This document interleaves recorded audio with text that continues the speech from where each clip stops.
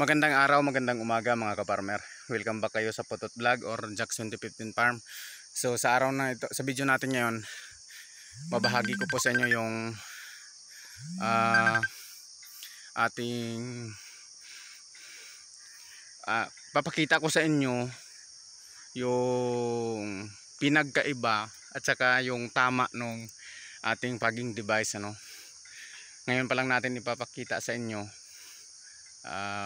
Pasensya na. Sana disclaimer nga lang pala dun sa mga nayayabangan na sa mga video natin. So sorry, pasensya na.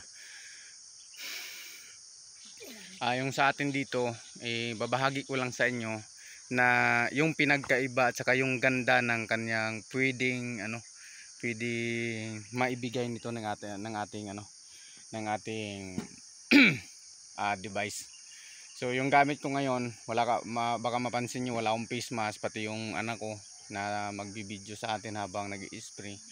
Ang in-spray ko kasi para lang to sa white flies. Problema kasi dito is white flies. So nakita ko sa video ng iba, tiningnan ko rin. Saka kay Police the Farmer. So yun, nagamit niya rin yung powder at saka Sunrox. So ito lang din yung laman ngayon. So tara, papakita ko na sa inyo mga ka-farmer. Ayan o, dala-dala ko na siya. So buhat ko na siya ngayon.